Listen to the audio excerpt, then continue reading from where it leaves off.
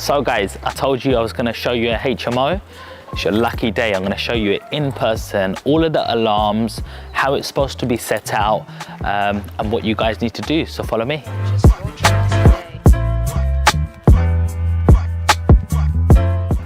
So we're at the property, and as you can see, it does need a little bit of work.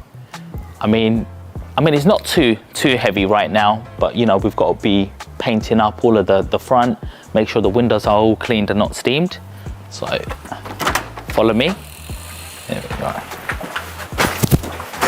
You always find a lot of letters.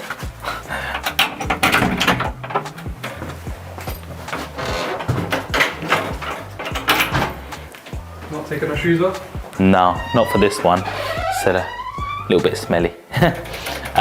But yeah, we've just been given this back from an agent. So obviously there's some cosmetic works that needs to be done, mainly decoration. So one of the first things that you're gonna notice is when you look up, got a fire alarm there, and you've also got emergency lighting. Emergency lighting means even when the electrics go off in the place, them emergency lights will automatically come on. It means that if anybody in the property needs to escape, they can still see because them emergency lighting's on. It's like a backup. Smoke alarm are in the hallways and is in every single bedroom. Now, if you was living in this house, normally this would be a living room. But in this case, it's a bedroom. So things that you notice, first of all, is this has got a door closer on it. So these automatically close the doors. And the reason why that happens is so that the door's always closed shut in case there's a fire.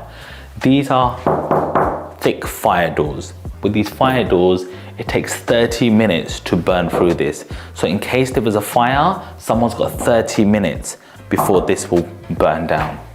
You've also got special locks. This will keep the door shut. But inside, this is called a thumb lock. Now with a thumb lock, you lock it from the inside like that, and you unlock it like that. And from the outside, the tenant has a key. Now you're thinking, why don't you just have a key on both sides? Well, imagine there's a fire outside and you've locked your door and you don't know where you've chucked the key. You can't open the door all of a sudden. So as a fire safety, we have thumb locks on here. As you can see, there's the fire alarm system up there. So just to talk a little bit about renovation, I'm gonna get all these cupboards taken out. I'm gonna get it all re-skimmed, which means a fresh plaster, and we'll probably get some nice laminating flooring down here. Probably gonna change the radiator to a double radiator as well.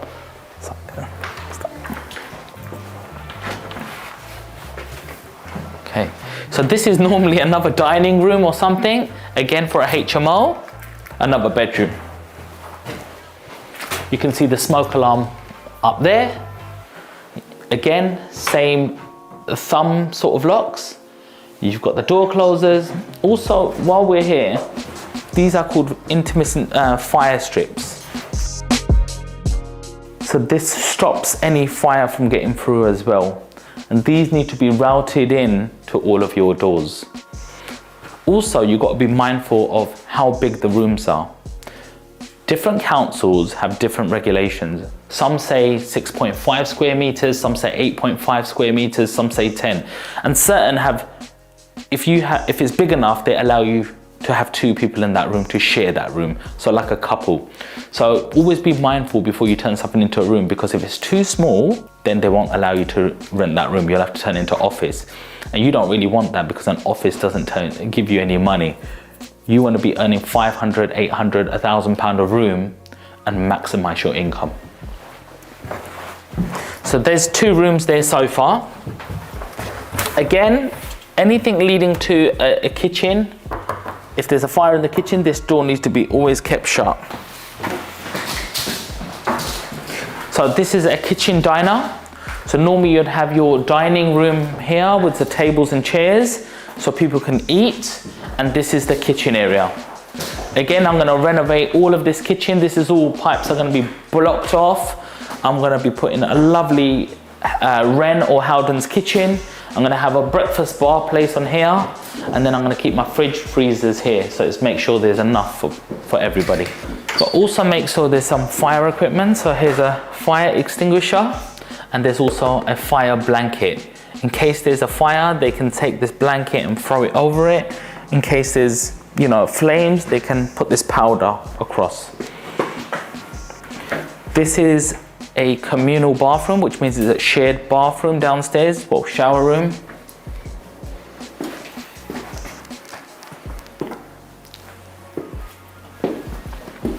And while we're here, let's have a quick look at the garden.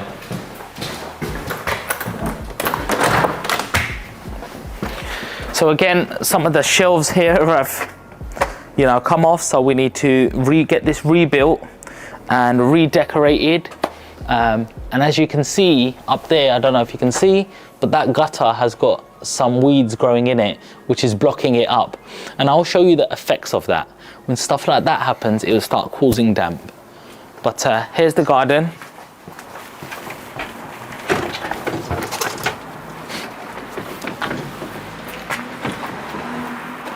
Yes, so this is the garden. We obviously need a good clean of this because the agent hasn't really kept it up to what it needs to be. Okay, again, we've got emergency lighting up here. There's a fire alarm there also, and there should be a carbon monoxide. So carbon monoxide up there as well. So I've shown you 2 rooms so far. Once again, emergency lighting comes on if the electric is cut off. You've got a fire alarm up there. We've got a communal bathroom over here, guys. It's one that everyone shares. So more than 4 people, you actually want 2 bathrooms because you don't want a big queue outside of 5-6 people living in this house and going, hurry up. You've got 3 people using each bathroom, and at the same time, not everyone has the same time of working. People normally find out 9 o'clock, 10 o'clock, 11 o'clock what time they can use their bathroom. Again, this needs a good decoration. You can see there has been damp and damp-proof paint being used. So that's something old that's happened. You can see a fire alarm up here. So if there's a fire, this room is also alerted. It's all interlinked. It's very important. So that's room number 3. So all the rooms need to have a fire alarm? Yes. Same spec of doors. So guys, this is going to be one of the most expensive things that you do is fire doors, get someone to fit it, route it, put these intermittent strips. These locks cost quite a bit, you know, the door closer, but it's what's needed for a HMO. Fire alarm, you can see it. So this is room number 4. And here's something quirky for you guys. So this room was just one massive room. Because we know the regulation and the room sizes, we were able to get 2 rooms out of this. So instead of getting about £800 for this whole room, we're now getting £550 for each room, which is £1,100. So I've got £300 extra by having 2 smaller rooms. So from this, we've created 2 doorways. One comes this way, so let's follow me. As you can see, this is made from plasterboard. So we've made this up, and it has that bit of the window.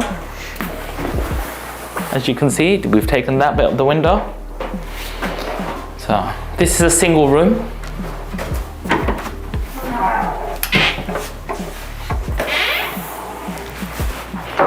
And this is the other room. So again, we made sure there's got fire alarms in here. The doors are up to scratch. It's got its own plug sockets. Even when you make another partition, you need to make sure this room has its own supply of sockets, because some of the sockets might be on that side. Yeah. Now, there's a few important things I'm going to tell you here, such as the fire alarm systems. You need to make sure that you got a certificate every single year to make sure someone's doing the fire safety. So fire risk assessment needs to be done yearly to make sure in an event of a fire that everybody can get out accordingly. So normally you don't need that for a normal property, but with a HMO, you will need that document. An EPC, Energy Performance Certificate. Every property needs one of these. You need to make sure the windows are up to regulation in terms of it's not letting any cold in, there's enough insulation, there's enough energy efficient light bulbs, and things of that nature. An energy performance assessor will tell you all the regulations. You can Google these or have a little look online to tell you what you need to do to get your property up to spec. So if you're buying something new, make sure that the energy rating is within government guidelines as well. Otherwise, it will cost you a lot of money. Another thing, you need to get all the electrics tested and checked. They do 3-5 years. Sometimes if it's electrics that are not currently up to current regulation, they'll only give you 1 year. That's going to be more expensive in the long run. You want to look at something that gives you 3 to 5 years, and that might mean that you need to change your consumer box with the breakers. So you need to change it from plastic to metal. You also need to get your gas checked every single year. That's checking the gas pipe. The gas engineer will come in and do that every single year just to make sure there's no gas leaks, which also can cause fires. So they're the main certificates that you'll need. But as you can see, the main thing is get the room sizes and get as many rooms as you can, but be compliant and do it all with the right regulations. This house has 6 rooms. Each room gets minimum of £500. That's £3,000 a month. Obviously, you need to look after the bills, the internet, gas, electric, council tax. You'll need to pay, say, £500. You make £2,500. If I was going to rent this on the market, this will get about £1,800 or £1,900. So you've got the opportunity to make £600-700. And you're not just going to do that on one property. If you do that over 10 properties, all of a sudden that £600-700 becomes £7,000. Now that's life-changing money. So if you're going to be an expert in your field and you just want to do like HMOs or have this in your portfolio that you diversify, then this is the route you want to take. I hope that really helps. And I will be showing you a renovation also. So in one of my up and coming videos separately to this, I can show you how to renovate properties and how we can, change the whole layout of something like this to make it to a completely different spec, which would be really insightful.